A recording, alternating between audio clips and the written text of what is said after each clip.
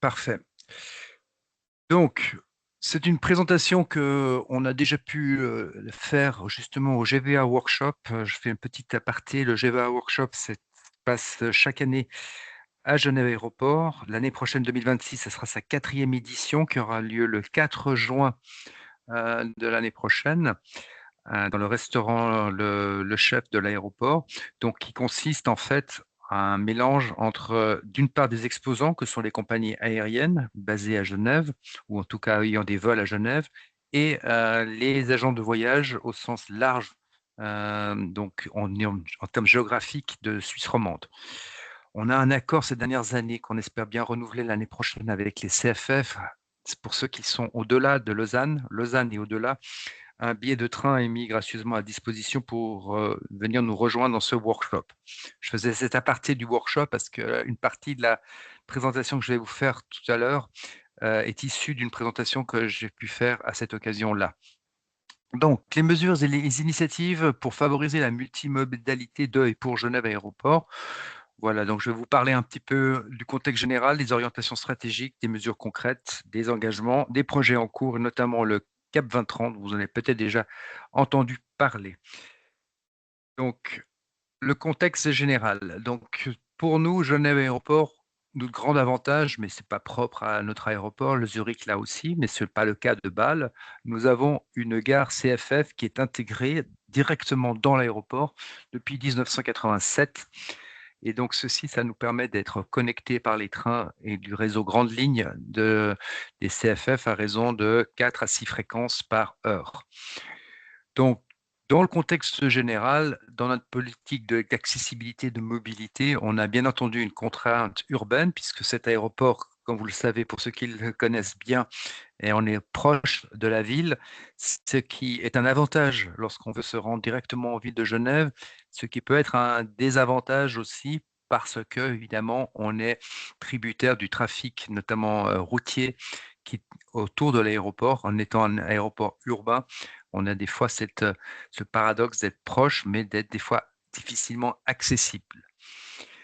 On a évidemment une dépendance marquée à la voiture.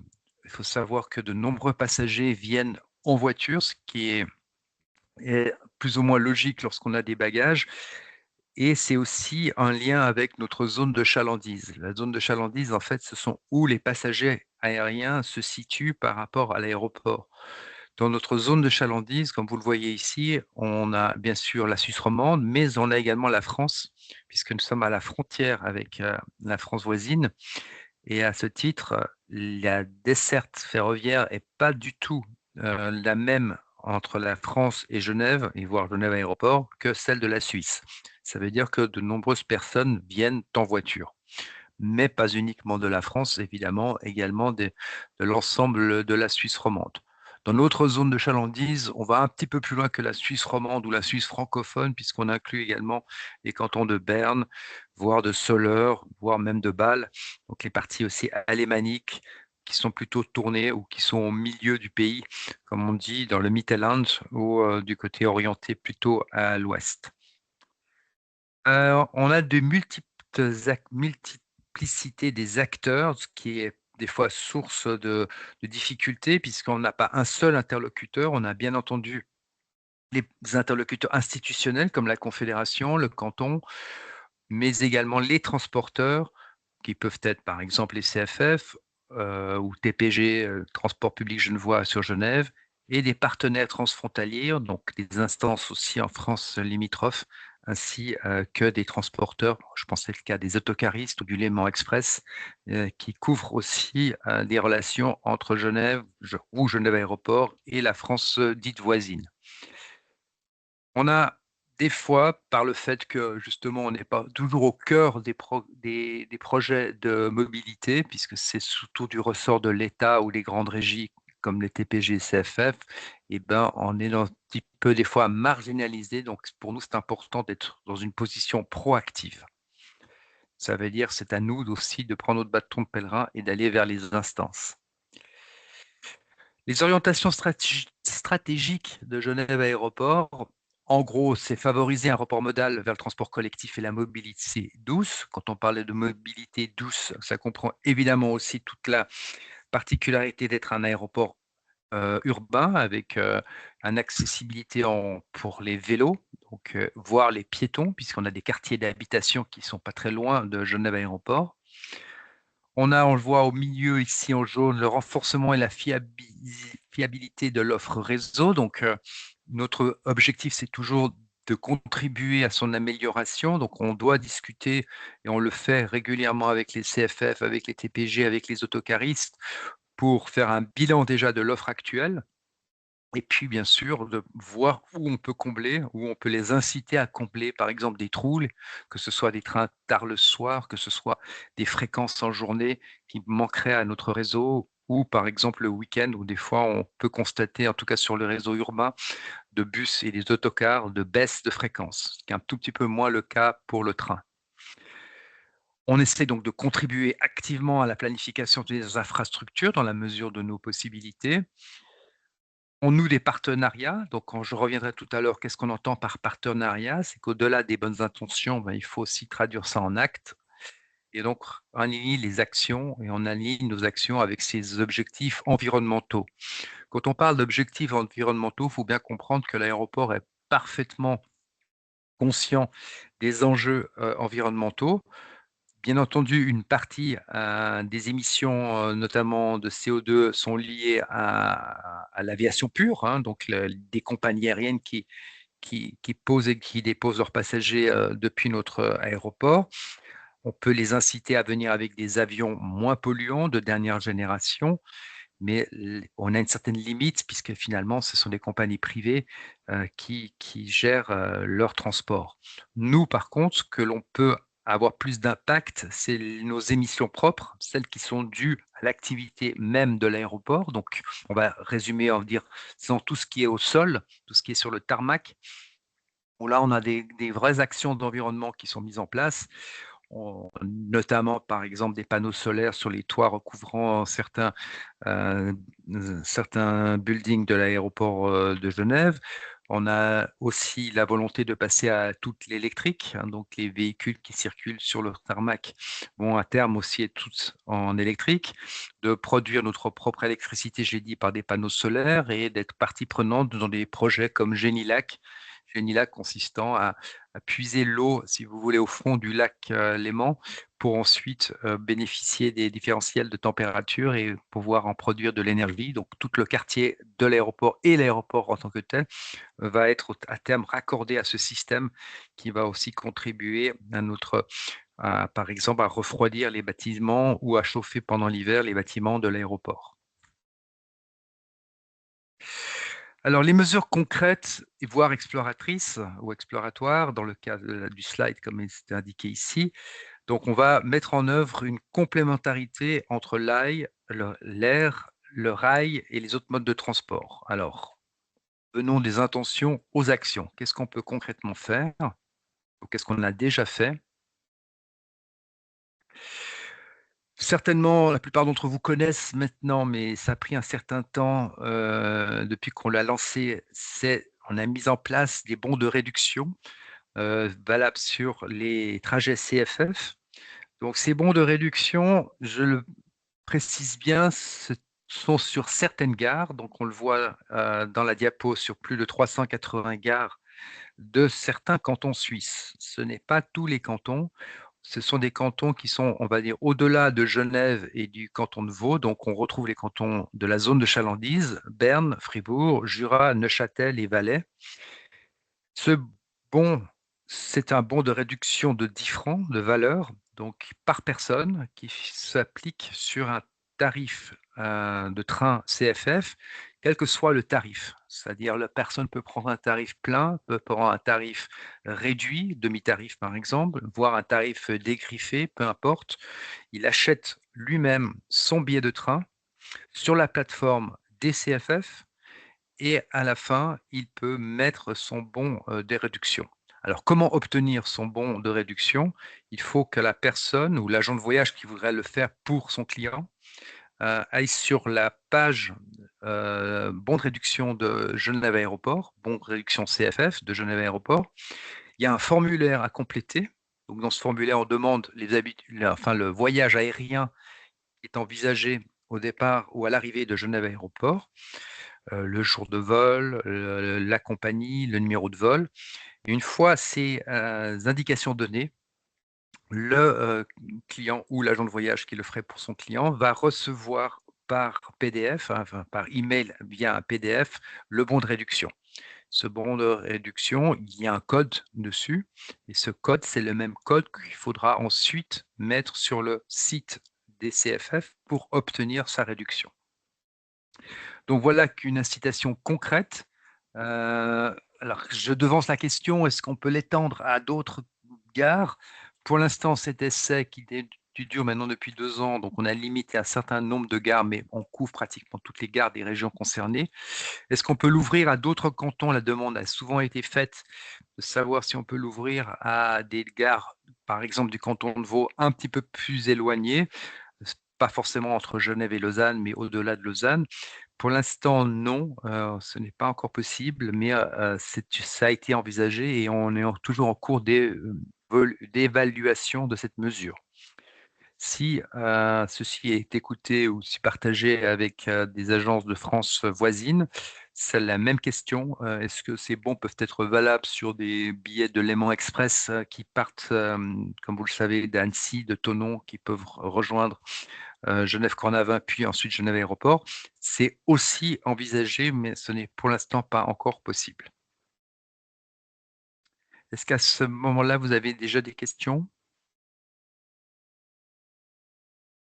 Je continue. À Donc en plus, nous avons un accord aussi avec toujours les CEFF pour des trains tôt le matin. Donc on était partie prenante de la mise en place de certains trains à certaines dates, selon certains axes qui sont décrits ici, parce qu'il y avait un manque, notamment pour les vacances scolaires ou les ponts, ou donc par exemple l'Ascension, Pâques, Pentecôte. Et donc, les CFF, en collaboration avec nous, avec notre soutien financier, avions lancé ce projet, donc de mettre en place des trains supplémentaires. Ça, après une année d'essai, les CFF ont repris totalement à leur compte l'exploitation et le financement de ces trains. Ils ont étendu à d'autres périodes, voire aussi à certains trains tard le soir, puisque nous avons la double complexité à Genève Aéroport, c'est d'avoir un manque quelque part de trains très tôt le matin, permettant de connecter avec la première vague de d'avions matinaux qui partent, comme vous le savez, entre 6 heures et 8 heures le matin. Donc, il faut être bien en amont à Genève Aéroport. En principe, minimum 1 heure et demie, voire 2 heures à ces heures-là. Et pour les trains tard le soir, puisque au-delà de 10h30 ou 11 heures, ça dépend les destinations, on manque de trains. Donc, on est parfaitement conscient et on essaye vraiment d'inciter les CFF d'élargir, si vous voulez, leur plage horaire de desserte de notre aéroport. Ça ceci est donc pour les trains tôt le matin. Sur le canton de Genève, donc ça concerne évidemment plus les agences de voyage de Genève, nous avons mis en place un peu sur le même concept décrit tout à l'heure, des aérobus. Donc ce sont des bus partant très tôt le matin. Le fait d'arriver entre 4h30 et 6h30 le matin, ben, il faut des bus qui desservent l'aéroport de Genève à ces heures-là. Et donc, on complète l'offre TPG en subventionnant nous-mêmes, on est différentes, qui desservent le canton. Et avec l'offre se retrouve sur l'offre TPG. Donc, on a téléchargé, par exemple, l'application TPG, on trouve ces bus qui sont sous l'appellation aérobus, donc A en l'occurrence. Donc, si vous voyez un horaire A1, A2, A3, ce sont les bus de l'aéroport. À cette heure-là, les bus sont gratuits, pris en charge totalement par Genève Aéroport. Vous y trouvez aussi bien des passagers aériens, ce qui vous concerne, mais également du personnel de l'aéroport, parce que comme vous pouvez l'imaginer, pour permettre à vos voyageurs de voyager, il faut bien qu'il y ait du personnel. Donc ces navettes gratuites, comme je l'ai dit tout à l'heure, s'adressent à ces deux types de populations. Le réseau, on le voit ici, donc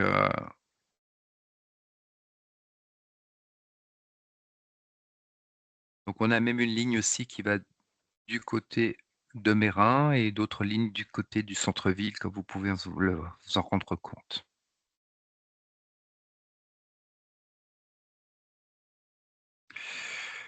Alors certaines, compagnies associées partenaires ont également leur propre programme d'incitation à venir en train.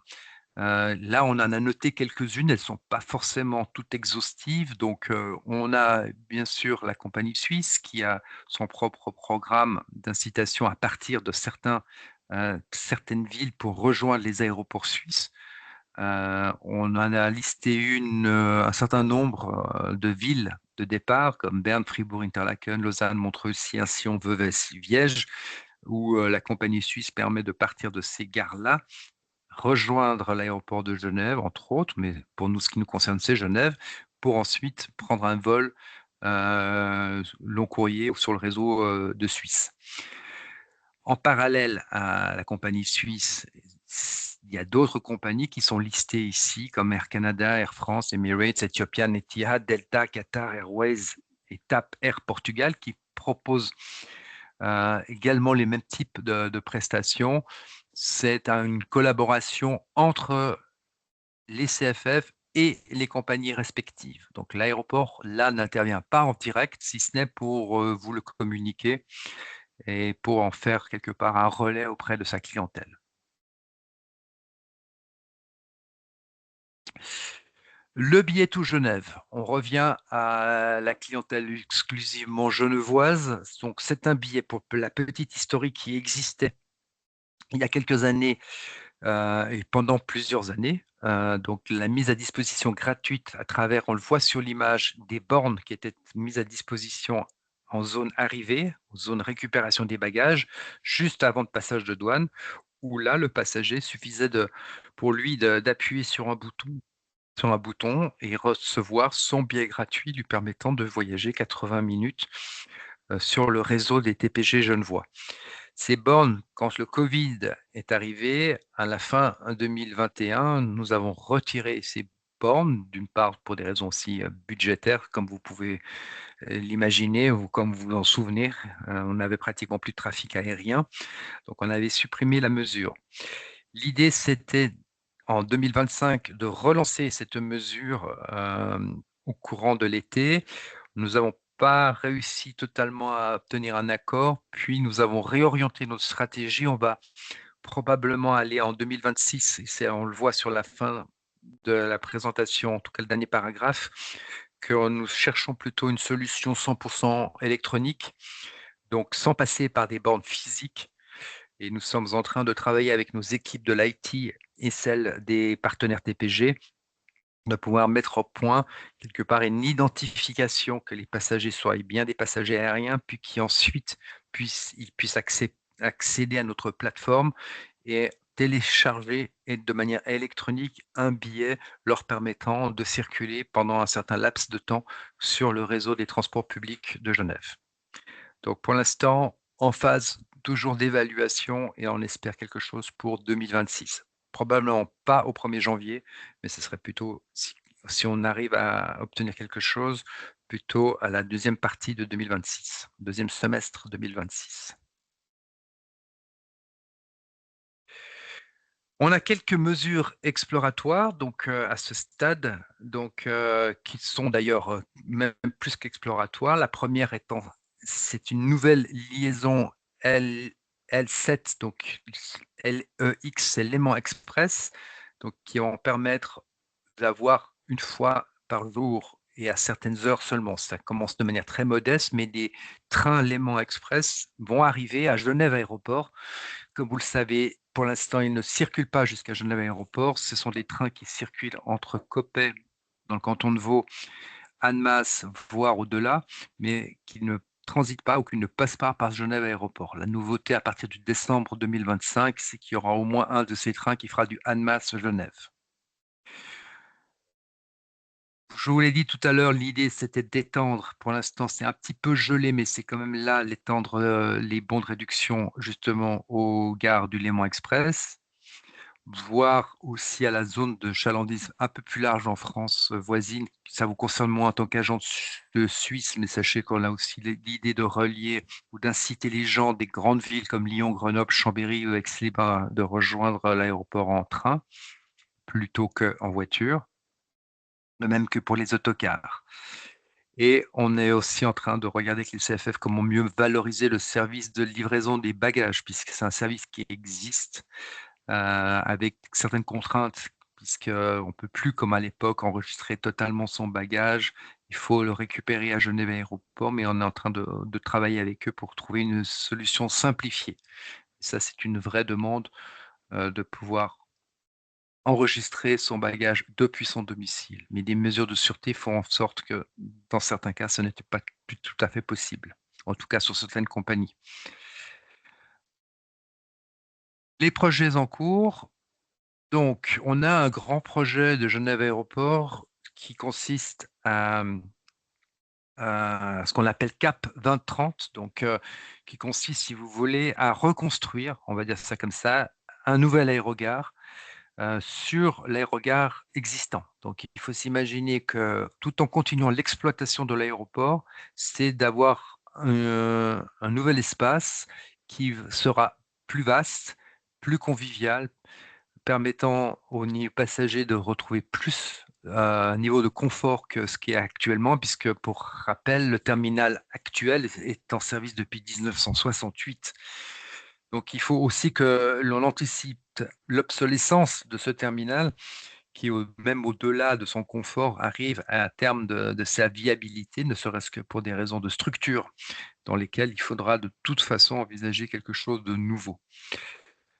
On veut vraiment améliorer l'expérience passager, comme on dit dans notre jargon. Donc ça veut dire la manière dont le passager perçoit cette première phase de son voyage, ou peut-être la deuxième phase s'il est venu en train, comme on l'a vu tout à l'heure. Mais en tout cas, c'est un élément clé aussi pour sa satisfaction de pouvoir être dans un espace confort avec un niveau de service. Il y a de nombreuses enquêtes qui sont effectuées. Nous comparons Genève Aéroport avec d'autres aéroports européens de même taille, donc ce qu'on appelle du benchmark. On est quotidiennement là-dessus, c'est-à-dire qu'on a des enquêtes qui font tous les jours pratiquement au niveau des passagers, et on consolide ces résultats et on les compare ensuite aux autres aéroports pour savoir où nous nous situons. Je vous rassure, la plupart des critères d'évaluation sont assez favorables pour Genève Aéroport. On bénéficie, c'est vrai, d'une bonne image, notamment en raison aussi de l'accessibilité, j'ai dit, par le train, qui est quand même assez aisée. Tous les aéroports n'ont pas cette accessibilité. Cette promiscuité avec la ville aussi, les personnes qui viennent surtout de l'étranger et qui vont à Genève, pour eux, c'est très pratique d'être 20 minutes après pratiquement dans leur hôtel. Donc on a effectivement une perception assez fluide et assez bonne en tant qu'aéroport, mais on ne se repose pas du tout sur nos lauriers. On est évidemment demandeur de pouvoir améliorer ceci pour le confort de nos utilisateurs, que ce soit les passagers bien évidemment, mais également les employés. Donc cette plateforme multimodale, comment va-t-elle se créer? Donc devant le bâtiment dont je vous ai parlé, on va construire une plateforme multimodale, on va gagner de l'espace extérieur où tous seront concentrés. Dessous, si vous voulez, il y aura toujours la gare CFF, donc avec la proximité de la nouvelle aérogare, avec une continuité, il n'y aura plus besoin de sortir, ce sera une vraie continuité entre l'arrivée du passager en gare et ensuite le fait de passer directement dans le bâtiment principal de Cap 2030. Et devant, on aura une esplanade ouverte où arriveront les bus, les taxis, donc ce qui permettra une vraie proximité entre les installations d'enregistrement qui seront juste derrière et l'arrivée des passagers. On aura bien entendu un bâtiment lumineux, conforme aux besoins et aux normes environnementales, puisqu'on profitera de cette occasion pour se mettre aux normes les plus strictes par rapport aux émissions et d'environnement, au chauffage et autres. On garde notre engagement, hein, c'est important envers je dirais vos voyageurs, hein, puisque finalement une partie des voyageurs que nous avons, ce sont vos clients, ceux qui ont passé par une agence de voyage. Donc pour nous, les objectifs, c'est d'optimiser les processus. Donc pour réduire le temps, ça c'est quelque chose clé aujourd'hui. On perd encore beaucoup de temps et on a perdu du temps, hein, ces dernières années par les mesures de sûreté, les congestions de trafic liées aux infrastructures. Donc on est parfaitement conscient que là-dessus, on peut vraiment s'améliorer. Moderniser les infrastructures, donc ça, je vous l'ai couvert tout à l'heure. Une accessibilité renforcée, c'est même l'idée même de cette présentation d'aujourd'hui. Et un service personnalisé, donc on va essayer de regarder les besoins pour chaque type de voyageur, chaque grande classe de voyageurs, pour essayer de garantir une expérience à la mesure, que ce soit les personnes handicapées, en difficulté, les personnes jeunes, les familles et autres. Donc essayer de mieux personnaliser les différentes prestations et services. En résumé, donc une mobilité durable, une interconnexion au cœur de notre stratégie. Notre réussite, et j'insiste beaucoup et vous l'avez entendu, bah, on peut pas faire tout seul, ça va passer par des partenaires. Je vous les ai cités, donc que ce soit les autocaristes, les compagnies ferroviaires, mais bien entendu aussi les partenaires institutionnels et in fine les compagnies aériennes également, qui ont un vrai enjeu et une vraie impact sur la satisfaction des utilisateurs de l'aéroport. Et si on reste sur modalité, pour nous, c'est un rôle, comme ici est indiqué, de facilitateur. Donc on ne peut pas être le décisionnaire de toute chose. Par contre, on peut faciliter. Et dans la facilitation, il peut y avoir ce qu'on a vu, par exemple, dans les bons de réduction. Il peut avoir une implication concrète et financière dans certaines facilitations. Voilà, je vous remercie pour votre attention. Bah, j'espère que ça n'a pas été trop long. Je vais caler mes 30 minutes. Donc, si vous avez encore une ou 2 questions, faut pas hésiter. Merci. Merci.